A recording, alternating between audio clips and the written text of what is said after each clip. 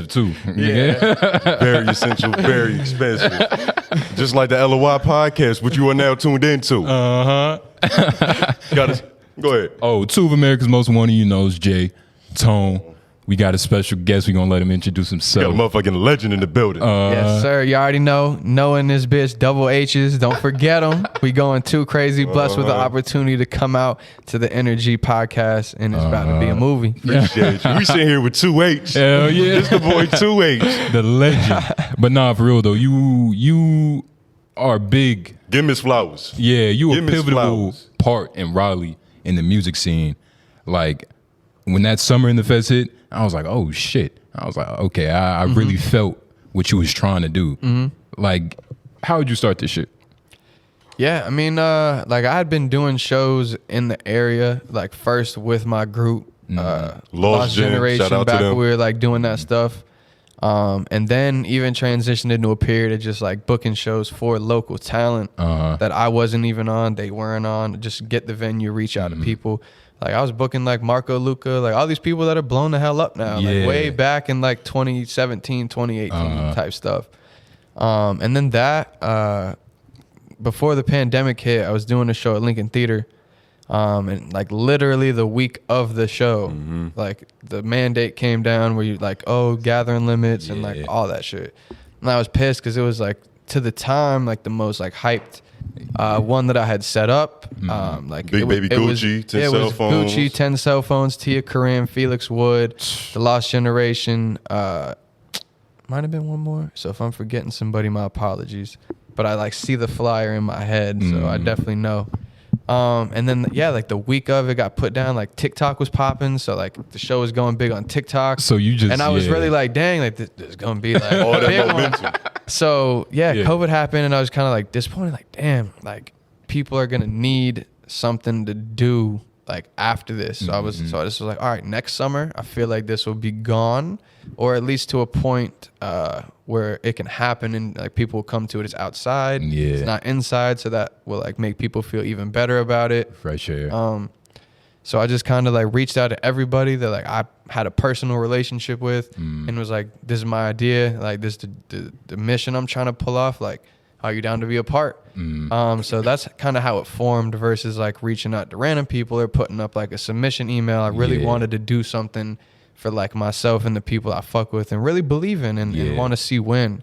So then summer happened, and then I was kind of like, well, now I have this. Like, you got it. I can't just not do this again until the next summer, because it might just go away. People might just, forget about it or whatever. And I'm just impatient. Like, if I can make it happen, I'm making it happen. Like then and now. Like just like no reason to wait with that.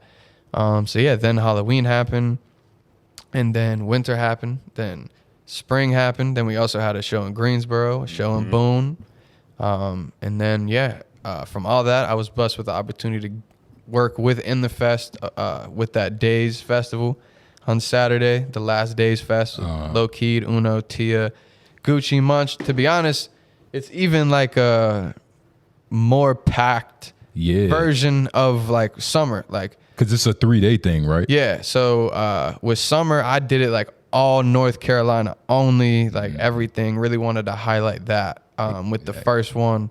Whereas this is just like a stacked, like we got Lil Kid, Uno, like all Uno the activist. Yeah, Keyshawn, all types of people. Yeah. It's the half court shot. Yeah, exactly. And I am planning like a Summer in the Carolinas part 2, which will again be like North Carolina based. So it's like helping with stuff like this that's like dope and a festival, but not entirely the same as what I'm doing is like amazing, because then it's not like I'm like duplicating or like doing something that'll get old or whatever. So it's like, I mean, even that, like a big thing we've done is like different cities each time, different venue, different lineup, different location. So you might be attending an in the fest, and you might have been to 6 in the fest. Exactly. But each one brought you something different, and you always enjoy the experience because it's just new and different each time. So that's just something I try to like focus on. Oh, my fault. No, you're all How many good. of them have we popped out to? Because we've been to a couple. The first one, the 3 October off one. rip. The one that was in Greensboro. Winter. What was the other one? overall though, we just had a good time at the motherfucker. No, I'm glad, and I appreciate y'all's support. Like I feel like I've seen y'all there, and that could be like where I get that familiarity of face from is through, seeing y'all at those. Oh yeah, that's intentional. I appreciate y'all's like support and rocking with it this whole time. So, but what's the stress level of throwing these shows, being this consistent? Especially being who you are. Like, you're bigger than just NOAHH. Mm-hmm. Like, what's the stress level of that? I try not to get stressed. It can get stressful, but I mean, I really just like look at it like I'm in a competition with myself. Mm-hmm. Like I'm doing this at my own pace, and there are other festivals, there are other events, there are other things, but those things are not me, and they're not what I'm doing. So I just try to tell myself it's okay if those things happen. Like it's okay if those things are going on because they're not doing it, like I'm doing it. Mm-hmm. So there's nothing to get stressed about because when I choose to do something, there's like an expectation and like a bar that comes with that I don't have to worry about, nothing else because I've set that and like I'm going to continue setting that. Mm-hmm. So like people know what they're going to get out of me and like what my name's attached to and like what I'm a part of. And yeah, I just try to do better than I did my last time. Like even with Summer Part 2, I'm like, dang, like I really stacked it with the first one. Like it's not like I don't know how I can get much crazier. Better get real but hot. Then I really thought about it and I was like, nah, like there is some names I haven't tapped into, and there is some things I haven't done. Oh yeah. So that I'm excited to definitely show that to the world. I'm in the midst of like getting the location right now. But it'll probably be sometime in August. That's like a teaser I can leave. Okay, everybody on wax? With you said what? On wax? Like you can say I swear. Yeah. If I'm doing it, it's gonna be in August. Like so far the dates I've tried for have not been available, but literally like as I was walking down here, I emailed them another one. So maybe when I check my phone after this, I'll get that. I don't know. Mm-hmm. But universe hears you. Yeah, exactly. Mm-hmm. And that's also because like this festival with days is like this month. Then what's next? May, June. Yeah, I'm not doing nothing in June. Probably do maybe a smaller show, like how we're doing that Poorhouse show. Next week, I'm kind of like a giveaway vibe, kind of doing something for the community or for the people that always ask how they can be a part. Yeah. Then July is supposed to be doing something in LA. They might delay it till later in the year though, just to make it like bigger and better. So like August, I just feel like gives me time to prepare, gives me time to do it the right way, and kind of gives time for all the craziness of summer to die down a little bit and make that like the only thing like to go to or like spend money on or like support or whatever, versus the summer there's Rolling Loud people are going to go to, and exactly who knows what else will pop up even in the area that people want to go to and stuff like that. So, and I could tell you have a business mindset, and I know you wasn't born like that, so let's take it back. How did you first start rapping? Like when did you go, okay, I might want to look into this? I mean, when I was like in like middle school, like I made like YouTube videos, like almost like they were like nothing crazy. Like I would say they were like vlogs before like vlogging was a thing. Like I would just like be out playing basketball with my friends, just like camera literally this close to my face, like, hey guys, like, I'm out here playing basketball, like, no, like type thing. And then even made like remixes to songs. Like, there was a song, like, I forgot who sung it. It's called Written in the Stars. It might've been Lupe Fiasco. In like 2007. It's like, oh, written in the stars, a million miles away, whatever the hell. And like I made a remix to that, and it was called like I Like Candy Bars, and I was like, I like candy bars and a million a day. It's like a bunch of just middle school like funny bullshit. And then like that kind of was just like, okay, like although it's like that, I still like found enjoyment in it and was like, okay, that like piqued my interest. So then I got to high school. I ended up getting in theater class out of complete random. And then like I gave it a shot, and that kind of like made me fall in love with like the entertaining and the performance. What about it? Like aspect, like just like seeing the smiles on people's faces, how people react to, what you're doing when they don't even know you, or how you go out to play a character and they're all like, or like, everything, and just having people in like the grasp of your hand to just like, put your hand up, put your phone light on, like, that was just like, I need to do this. It's like a sense of validation you get from that. Yeah, exactly. And then star. Exactly. Like, okay, like, nah, that's who I need to be. I like seeing these bright lights, like all of that. So Jahil and Brody were in my theater class. Okay. And these are Lost Gen. Yeah, Lost Generation. All right. You mind saying all their names? Because I'm even confused about. Yeah, no, you're all good. It's 7 niggas, right? Yeah, so it's 6 artists and then our DJ / creative director, Oe. So it's Emilio Zapata, Jugga John, Gold Coke, Jahil, Brody J, myself, and then Oe. And I mean, even with that, above anything else, it's more so like a family and like a staple, like a ASAP. More so than it is like a group type of thing. It's a collective. Like we do move in a group at times. We'll put out a group project. We'll do a group show. But it's also okay if Noah does something or Jahil does something or Coke models or, whatever the hell. So it's like being able to have that openness with it and just support each other and really know like, all right, like we don't have to go perform together and make a tape for us to chase what we want to chase. And we still got, it's brotherhood. It really is, so that's the best way I could describe it. What was the formation of the clique? Because I saw that you had moved here like your freshman year from Kentucky. Yeah. That's when you met a lot of the guys. Like, what was that process like? Yeah, so moved here, got into theater class, linked up with Jahil and Brody. Brody had been making music like as a solo artist. Jahil was like me, kind of like liked music, but never had like made it, recorded, none of that. So we eventually begged Brody to let us like go and record. And the first thing we ever made was a remix to One Train by A$AP Rocky, which has like 6 people on it. It was nasty. Or whatever, yeah. So like we did that and then we were like, okay, like, this is kind of cool. Like we need a name. So we sat there for like an hour, finally came up with the Lost Generation.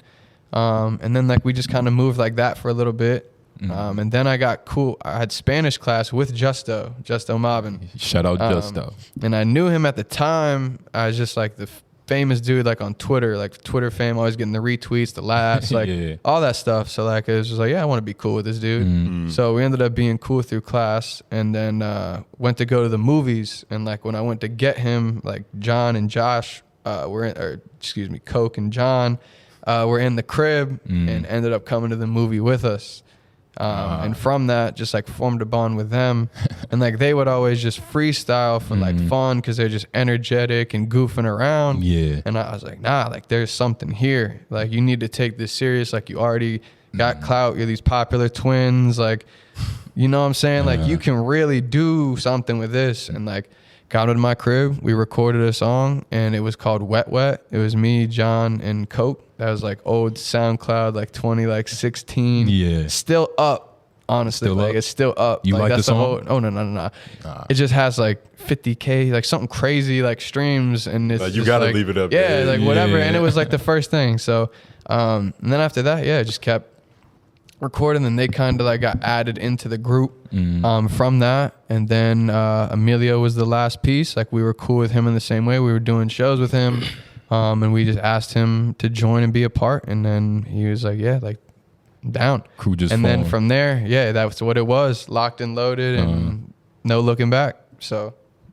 Yeah, y'all niggas did some legendary shit. Very young too. I remember being in high school and seeing your concert in class. And I was just like, yo, what the fuck? These some young niggas in Raleigh? Oh, shit. Nigga, you was crowd surfing and shit. Yeah, that's what people, that's like, my bad to be on my phone. You good? Just had to check that real quick. But like that's what people don't realize is like, I was crowd surfing, jumping off stuff, going crazy, like doing everything that I'm doing now in like 2016, but with way worse music, like no tattoos. Literally. And like everything else. So it's like no one cared back then. Like if you knew, you knew. If it, if you were there, you were there. Yeah. But it's like, so to be doing literally the same exact thing, shit. Except, better or on a bigger scale or whatever. A couple years later, it's like, if you weren't there, you don't know what it took or what has been getting done to get to this. Exactly. And it's still not where it's going to be. Yeah. So it's like, I appreciate y'all saying that and to have been there, to know that. Because it's like, you can really appreciate what's going on, because it wasn't always like this. Like, crowd surfing with like 20 people in the crowd is different than 200. You know what I'm saying? So it's like, it's just wild. Really feel Bigger God's current. hands. Yeah. Not enough waves. Exactly. It's crazy. Take us back to that first show though. Like, cause all right, you saw something missing in the scene to where it was an untapped space. Nobody's centralizing all these orders and putting them together all one show, on venue. What was that first show like? Like, what was the thought process behind it? Yeah, well, the first show I ever did was just like getting my group to open up for Nance. So he did a show at this venue that's now shut down called Southland Ballroom. And we opened for him. We were like, you know, brought out maybe like 15, 20 of our friends. Like, it was cool as hell. And then from there, he was like, you know, you guys can do this without me. So he kind of helped, you know, give me the email, get us in the venue, book all that off, like his cosign, stuff like that. And did our like first like the Lost Generation headlining show or whatever. And then yeah, from that like there used to be this like collective like show art, you know, thing called TUT or TUT or the Underground Talent. And that kind of like ran the underground in Raleigh from like 2014 to like 2016. Okay. Like they were booking like Puya, Fat Nick, Sesh Hollow Water Boys, Young Simmies, you know, all these like underground SoundCloud people, Lil Peep, like they had booked, although he didn't come. So like they were kind of like running like the underground scene and doing all these shows. So I was kind of just like watching that, and I was like, damn, like the experiences people are getting, like how much people, you know, get behind this and like it. Like I'd love to like recreate that one day. So it just so happened that kind of like fell out over time. And then, yeah, like you said, there was kind of like a gap left, and I kind of just like picked the baton up. It was just like, I'm about to, you know, get some formulation of a scene going again, get it done the right way, and at least in my eyes, and do something dope, and, you know, not do things that I saw done that other people have made them fail from, and just like, yeah, got a lot of experience, like, kind of learning and watching and really just sinking or swimming with it. And over time, it just helped me build like the method and the formula that I use today. So, and that shit works. Shit is correct every time. Yeah, I appreciate it. And like shouts out, you know, the whole team. Like here, he makes all the graphics for In the Fest. If he wasn't making it, I can't make a flyer. Could be ugly. And, you know, no one's going to come with an ugly flyer. Big John DJs almost every single set, like for every artist. So literally, like, you don't need nothing to do it In the Fest. Just show up. Like, we got people that run like the sound, like everything. So shouts out the whole team. I know I am like the face of it all, and I do a lot. But it could not get done, you know, without them doing the things that people might not like see or recognize. So shout out the team. It take a team inside the team to get it done for real. They just helped me look good, for real. So. Yeah. But you was rapping for a couple years before you dropped your first tape. Why did it take you so long to drop your first tape? Really just all in on the group. We were just building that. That's what had the name. That's what everybody knew me from, or knew in general. So it didn't make sense for me to separate from that or try to drop under NOAHH or make a solo tape or try to do a solo show when that just wasn't the focus and it wasn't the move at the time. Like we were really doing something special. For me to have taken away from that and to do something else, like, wouldn't have worked. Like, I was just all in on like, we got something going, let's go. And then just like over time, just everyone realizing like, all right, we've been going, like we do want to try these other things. Like, yeah, now I got 4 or 5 projects out. So it's like, and I don't say that like I was being held back. I wasn't. Like, it was my choice to not do that. But it's just like, now my focus has been like, all right, I want to craft my own sound. Like, because even in the group, like Emilio had his own sound. Jahil was dropping solo stuff and had his own sound. Brody even too. So it's like, I'm just trying to establish that for myself and, you know, have something even bigger and better to add, you know, when it comes to creation with like the dynamic of the group and stuff. Is that hard as an artist trying to just sit in the studio? Like, what do you think when you say, all right, create your own sound? Like, what does that look like in the studio?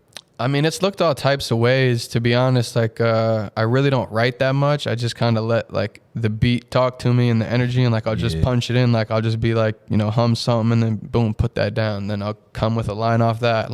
Then I'm like, boom, switch the flow. Da-da-da. So it's like for the longest time, like I was just getting beats off like YouTube, like anybody. Type beats. But I would buy the leases. Like I would at least do that much. But it's still beats that anyone could get, could sound like anything or whatever, because I didn't really know like any producers or anything outside of that I really felt like knew like the sound I was going for. Honestly, I couldn't even describe the sound I was going for at the time. It was early so on. that's why if you listen through my projects from Noah's Ark up to Nascence, you'll see that each one has like a different vibe, a different sound, because it's really just my journey of like getting to where I need to go. So then this dude Jackpot followed me on Instagram. I still don't know how. I gotta ask him. But God, divine time. Yeah, God, divine the universe, whatever. Yeah. And like I was familiar with him because he produces for Big Baby Gucci and like all people like that a lot. So I hit him up like, yo, appreciate you following me. Would love to work with you. Like, yo, like, you know, this is crazy. Like I'll show love. I don't give a fuck. So he was like, yeah, bro, likewise. Like your stuff's fire. Like I'll send you a beat pack. Boom, boom. The first beat pack he sends me, I think it was maybe like 5 or 6 beats. I recorded like 3 of them, and it's In My Hands off my tape. Is It Real? And I think Pour It Up maybe, or like one more. So I sent him all of these, and like granted, I never made music anything like that. Okay. So it's like a whole new sound for me, and he's not used to hearing anybody like me on his beats, because like I got my own flow and sound. Like nobody sounds like me. Like they just don't. Like, Describe your sound. Describe your flow. It's the Noah flow, bro. Like it really is. Like it is. Like I can't like if I could compare it to anything just based on like music I personally attract to, it'd be like Juice World. And just in terms of like his bars aren't always crazy, his punchlines aren't always crazy, but he says stuff you can relate to. He talks about real life things, and he just gives people, like he's just himself, you know what I'm saying? Talk about that. So it's like, I'm no Kendrick Lamar, J. Cole. I'm not a crazy lyricist by any means. I'll hit you with some shit that'll make you be like, you know, but I'm not gonna, witty. Yeah, but I'm not gonna be like Eminem, like coming up with like these crazy. You think that's expected out of you? Yeah, especially because of your skin like, color. Come on. I don't think that making music like that is expected out of me or anybody. But I feel like with rap in general, it is expected that you can provide good lyrical content of some sort and be a good writer and have good song structure. So when it comes to all those things, I feel like I do that. My hooks are catchy. I say things that a 5-year-old could comprehend. They might not know what it is because they don't know, you know, derogatory sexual terms or drugs or anything, all the way up to like a grandma type age. It's like pop, hip hop. That's me, bro. Like it's really hard for me to like describe it because it's like you'll go to listen to that person and listen to me and be like, nah, that's not like I can see it, but it's not that. So it's like you really just got to tap in, and you either gonna like it or you're not. And if you don't, it's for one of two things. You genuinely don't, which is okay, or it's so different and new that you don't know how to like it and enjoy it. And that's okay, because you will. Exactly. Because every artist that's hot right now is in that spot.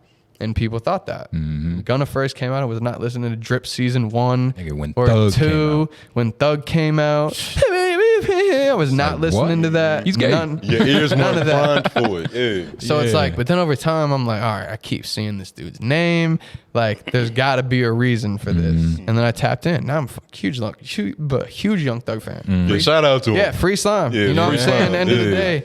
So it's like, it took me personally to be receptive to most of the music I listen to now. So I can only move expecting that other people will feel that way about me, especially when every project I've given you a new sound. So it's like, even if you were to have adjusted to one, you're going to listen to the next and not think, you know, you're listening to the same thing. But the nascent sound, like that is like what you can expect out of me from like here on out, I'm trying to turn people up. I'm trying to go crazy. I'm trying to create mayhem, like controlled, good, happy mayhem. Not Travis Scott. Yeah. Not Astroworld. Shouts at him, bro. That's the whole thing's crazy. You know, as somebody that throws events, like, this is perfect. Yeah, go ahead. I don't wish that upon anybody. No. Like, end of the day, with In the Fest, if that happened at In the Fest, even if it was not my fault at all, literally some random person like could have done something, I'm gonna take the heat for it because it happened at In the Fest. I'm gonna get canceled, and there's gonna be no In the Fest. Yeah, like you know what I'm saying? Yeah. So it's like, I definitely understand that, but that is what you sign up for with this, because at the same time, every time In the Fest wins, I'm the face of the winning. Yeah. So when everyone was like, oh my God, Astroworld really sold out 100,000 people, Travis Scott is looking like the man. He's got the best festival. Like, his face is being like looking good until there was a reason for it to not. And then it so quickly flips and switches because they have no one else to blame. They don't care about Live Nation. They don't care about security. They found they don't care about any of those companies. They're just Travis Scott. It's his fault. He set it up. He didn't take the precautions. He didn't do anything. To be honest, I'm not sure what Travis Scott honestly even did for the integral parts of the event besides make it look cool. He just and put the lineup. He hired people to do things that either one did not do them correctly. And that's really it. So it's like, he definitely took heat for it that I guess is well deserved. But I think that people should definitely like reevaluate how much they're hating on this dude. You know what I'm saying? Because there's way worse things that have happened and are happening that no one is not supporting or canceling people for or whatever. So it's just unfortunate. Yeah. Yeah, I think they were just kind of ready for him to do something so they can, your music, your image. Oh, yeah. He had the cleanest image He was selling ever. burgers at McDonald's. Burgers at McDonald's, Fortnite, all this stuff. So it's like his haters or the people that don't want to see him win and were preying on his downfall couldn't wait to celebrate. Like, God, finally y'all aren't talking good about this dude. God, finally it's not Astroworld, And it's just like, the fact there's even people out there like that is just like crazy. But there's good and evil in the world, and they both fuel each other. Yeah. So it's like, he probably gets motivated by that at the same time. I know I do. Yeah. There is nothing that makes me more motivated or happy or like keeps me going than somebody telling me like I can't do something or trying to like laugh at what I'm doing. I'm gonna make you look stupid as hell, and you're gonna be in the same spot you're in, still looking stupid as hell. Outside the festival. So it's just like, it's just crazy. Speaking of which, outside the festival, one of the most funniest experiences that we've ever like personally had. All right, you want to tell the story? Nah, you got it. All right, so we're sitting in the car, right? We're about to pull up to the festival as usual. After party. It was the after party of the festival. We just chilling in the car doing things. Yeah, nefarious. We just hear a bunch of fucking noise outside. Like, yo, what is all this going on? So little man getting thrown out. He looks intoxicated. Yeah. Nigga knows like, you're banished. He's banished. Do you remember that shit? That shit was the funniest shit I've ever seen in my life. Yeah, okay, so this is the backstory. You're talking about summer in the Carolinas, right? When you banished a man. Yeah, this is the backstory. Cause like, okay, so this dude comes into the festival and just like sets his shit up. I don't know if it was like some music and he was dancing or it's just something that was not supposed to be there. Yeah. So I walk up to him and I'm like, yo, who are you? Like, why are you here? Like, I'm not sure if you know or not, but this is a private event. Yeah. These vendors paid to be here and to get their product to these people. I can't just have you coming in here and setting your stuff up, blah, blah, blah. He says he talked to whoever, I didn't even know. And I'm like, well, I don't know who you talked to, but this is my event. Nigga, I thought he was a security. No. Oh, exactly. Wow. Exactly. Yeah, I thought he was security. Exactly. Because he was just like wiggling his way through. Yeah. So I'm like, dude, I don't care who you talk to. This is my event. You're talking to the man, right? There's no one else to talk to. So I guess then the park lady came over, and I guess he like agreed with her, like, all right, I'm gonna put all my stuff away and I'm just gonna like enjoy the event, whatever. And I still was like, but I was like, whatever. Yeah. At least you're not vending. It's one extra person in here. Not hurt nobody. Like, whatever. I literally walk around and make sure everything is good. And I come back and I see this dude with his sign out and all his stuff out. So I'm like, all right, like now you got to go. Like I tried to be nice. I tried to literally like be cool about this. And now you're still going to like disrespect. Yeah. Cause he looked me in the face and I was like, bro, look me in the face. Tell me you're not going to set yourself up. He's like, nah, I'm not. Yeah. So then I come back and you set your stuff up. Now you just lied to me as a man. Your credibility's done. Yeah. Get out. So I went and got security. I said, yo, he's banished. Like, if you see this dude, don't let him back in here. He's banned, bro. Yo, when I tell you we was in the car, like, what the fuck is going on? Like, Noah just walked out and banished the nigga. Oh, my God. Thank you for clearing that up. When I tell you we was weak for days, oh, my God. No, that's my thing, bro. You can get banished, dog, real quick. Yeah. And that's permanent. Ready to snap. Yeah. Especially like stressing throwing these events. What's one of the biggest L's you've had throwing these events? Halloween. Yeah. Oh, Halloween. Yeah. The Halloween outside one, it was a little cold. I lost a shit ton of money. The city and the cops lied to me. A week before the show, they called a meeting with me to say that nobody was allowed to curse. Yeah. And that we had a 65 decibel limit, which is like the equivalent to me like clapping in this room or yelling. Yeah. And like all this stuff. And I'm like, do y'all realize I've already paid for everything to happen? I have people coming to do this. Yeah. And you're telling me this a week before the show in a way that's like, you either have to abide by what we're saying or call this whole thing off. Yeah. I'm not calling it off. Exactly. I'm going to try to push through that shit. Exactly. And it's crazy, right? We pulled up. The first things that we said was like, yo, this is music loud? And I feel like we kind of loud in this. So we walking around, we asked around. We thought they told y'all the day of. Like, look, y'all can't cuss. Y'all can't even turn the music up. But it happened the week before? Yeah, so the thing about that is, even with knowing that, I told every artist what it was. Okay. You know, so for people to walk in there and still curse and then be mad when the cops are trying to turn their music off and shut the show down and do all this stuff. Mm-hmm. And then I have to handle it all. Yeah. After I already told these people not to curse. Yeah. They tell me I'm not going to curse. Then the second I walk to the cop and say, yo, they're not going to curse, I hear, turn the fuck up. And I'm like, you just told me you weren't going to curse. Yeah. And then the cop is like, looking at you. And then I'm like, yeah. Everybody's confused. Yeah. So it's just like that just led to a lot of issues. Mm. And then the sound limit, like, they said that it was supposed to be measured like at a certain point, like to where it couldn't be heard. Mm. But they literally measured it to like the edge of the park. Yeah. But the thing is, it was hitting this dB limit at the edge of the park, but you couldn't hear any music. So we could have turned it up. Now the only issue is that they allowed people to still walk through the park. Thank you. I was about to ask. They had old ass white people and their kids walking their dogs and shit through the park and then complaining that they hear fuck or shit or the N word or whatever, and they're like and like complaining about it. Yeah. Go walk somewhere else. Exactly. This park is like 10 miles long. You know what I'm saying? You can go walk in a different part and you won't hear any of the stuff that we're saying. You feel like they kind of set you up to fail? 100%. Like they set you up to fail? Yeah, 100%. And they knew it. Yeah. They knew it because at the end of the day, like I tried to do something in the city that I grew up in and graduated from that nothing cool ever happens in. Mm. Nothing. Yeah. Ever. Not really. Happens in Wake Forest. Yeah.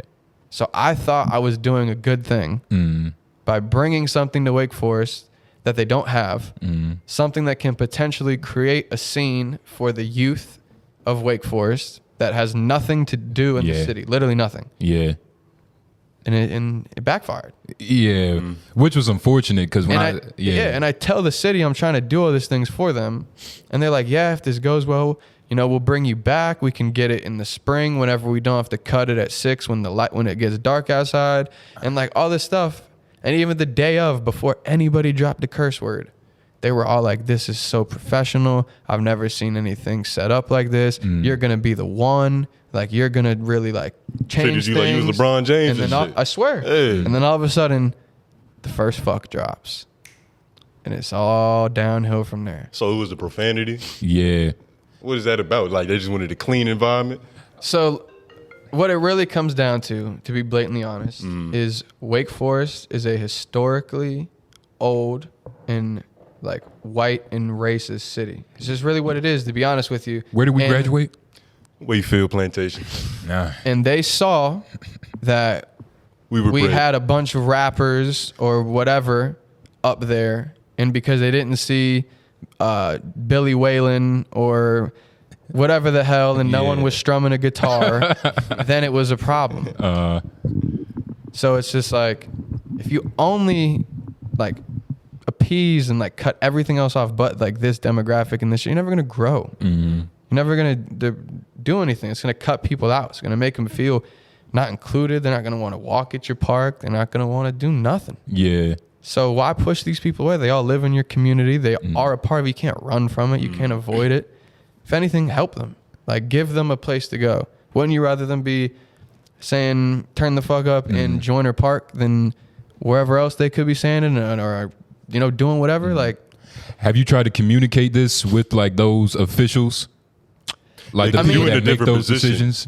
Like, I mean, it's just hard because, like, I was talking to those people the whole time, and they knew my objective. Then you say you're down with that and that you're excited to see how it goes, but you're doing everything to put a roadblock in that. And me, I'm gonna get past every roadblock, you know? Sometimes it works, sometimes it doesn't. In that case, I couldn't get through every roadblock. It just didn't work out. But there's been other ones where I could. So it's like, I honestly haven't even talked to anybody involved in that. They could have thought it was the most amazing, greatest show, and the only thing they didn't like was that they heard some curse words. And they might take me back tomorrow. I'll never know. I don't even want to associate, talk to, or nothing to any of those people. Yeah. Fuck them. Because you had your chance. Yeah. So now when, you know, a couple years in the line, you know, however long it is, and people are literally complaining that there's nothing to do in Wake Forest, you could have changed that. So, like, you sound like you know what needs to happen for Raleigh to become the next Atlanta. Oh, yeah. What needs to happen, Noah? People just need to put their ego aside, come together, and just do shit. Yeah. Now, you don't have to do things for other people. You don't have to do that. Exactly. But if somebody comes to you with a question, or someone wants to even just talk to you or do something like this, just do it. Yeah. Collaboration. It's not hard to grow, or, you know, especially at the level a lot of us are at. All these Atlanta people, the reason there's 15 popping artists out of Atlanta is because at one time those were 15 bubbling artists in Atlanta that were able to do whatever, network, meet whoever, be cool with each other, use each other's platforms, and, you know, whatever to grow. They might not even talk to each other now. They might be beefing with each other. I don't know. But at one point, they were all grinding to put their city and themselves on the map. They kept it collective long enough to make it happen. Yeah. People are moving here. We got the Amazon warehouse. I'm pretty sure we're getting Apple's on the way. Yeah, downtown. That is so many jobs, so many new people. That is huge. And on top of that, we have the internet. You don't even need your hometown, bro. No one gives a damn that I'm crowd surfing in Lincoln Theater. They just No see one gives a people damn carry it. unless you live in Raleigh. Exactly. So it's like, it's not even about that. Like, it's just not hard to do things and like move correctly.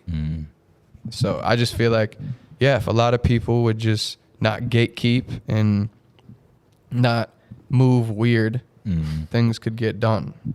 Because I'm not gonna move weird with anybody. I'm what I say I am. If I tell you I'm gonna do something, it's gonna get done. It might take some time, but I'm gonna do that shit.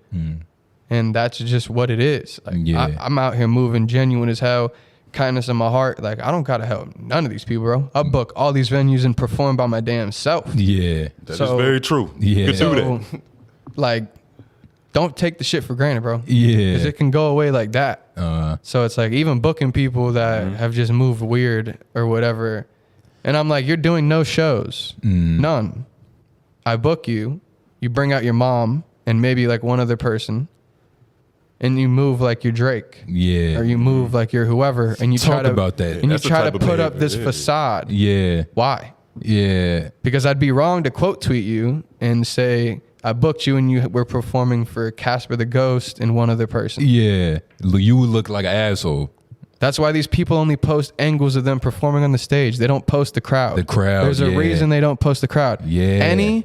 Any post I have of me performing, you see the crowd. Look on my Instagram, look on my Twitter. You never see just me. I always post the crowd because there is a crowd. You'll see that nigga in the crowd. Yeah, you'll see me on top Surfing of them the crowd. motherfuckers. Yeah. In the crowd. Wavy. With a boogie board. I don't gotta hide behind angles looking at just me. I don't gotta hide behind fake plays and playlists or nothing.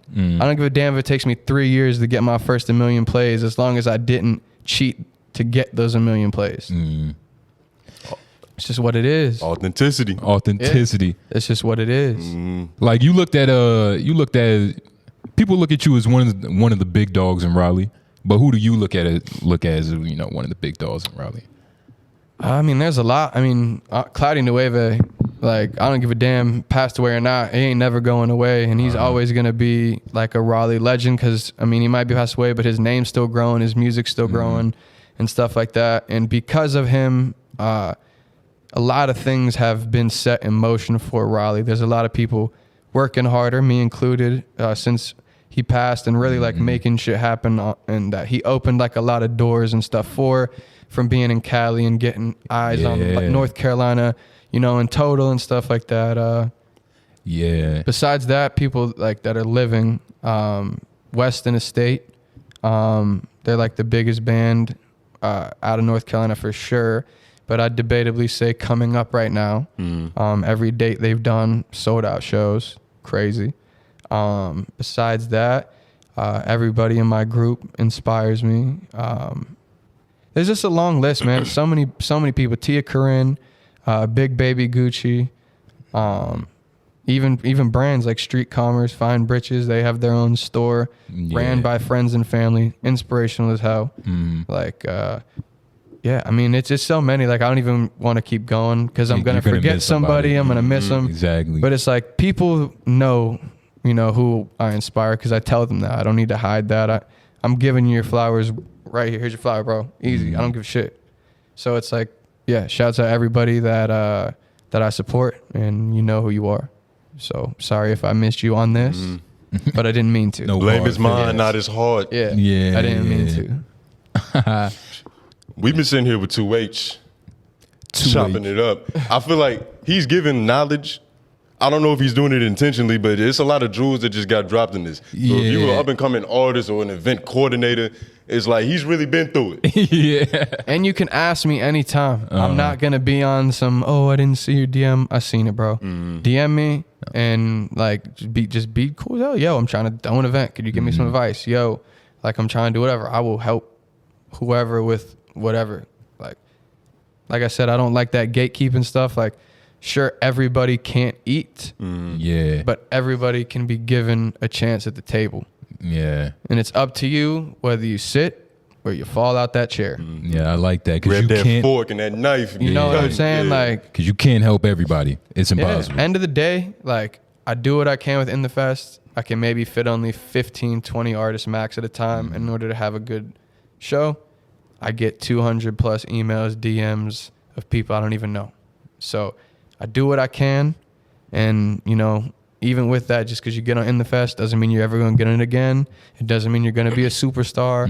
It doesn't mean nothing. No guarantees. But I'm going to at least provide a platform for you and do my job as the mayor. You know what I'm saying? The mayor. And provide for the community. Mayor Noah. And it's crazy that you even have to say that, like, nigga, you're putting them on a fucking stage. Like, it's crazy you have to be that humble about it. You got to, because, I see people that I put on those stages lose their minds and start acting odd. I don't want to move like that. So I just got to move humbly so that I never can allow myself to become that, if that makes sense. So it's just like, can't ever switch up like how I'm moving. Like it's just, this is it. Like you never gonna get some weird ego thing from me. That's just not, be yourself, bro. That's all I care about. Them flashing lights get to niggas, not to Noah. Yeah, literally. I can't say that, but that's a good ass quote. You know what I'm saying? Like, they get to him, but not King Noah. It's been good. It's been great. Yeah, I appreciate y'all for real. Let them know where they can find you, socials, and plug the album, plug the tape. Please. Oh yeah. So y'all can follow me anywhere at You Already Noah, YOU Already Noah with 2 H's. If you don't got a second H, it is a fraud. And that's He's mine. an imposter. Yeah, an imposter. Yeah. But that's my Twitter, Instagram, Snapchat. And then you can follow In The Fest at INTHAFEST. That's Instagram and Twitter. And then Nassence, NASCENCE by Noah, 2 H's, out on all platforms. About to hit 10K. That's at like maybe 6 right now, so I'm rounding a lot, but you know what I'm saying? We'll see where it's at in a little bit when this is out. And we're going to be pretty damn close. But, you know it. But yeah, y'all go check that out and check out Energy Podcast, man. Cool ass people for real. They got my co-signing stamp. Appreciate that. You know it. You boogie boarders better look out. Noah got a motherfucking art. A whole lot of, we swimming in that shit. Yes, sir. Bow.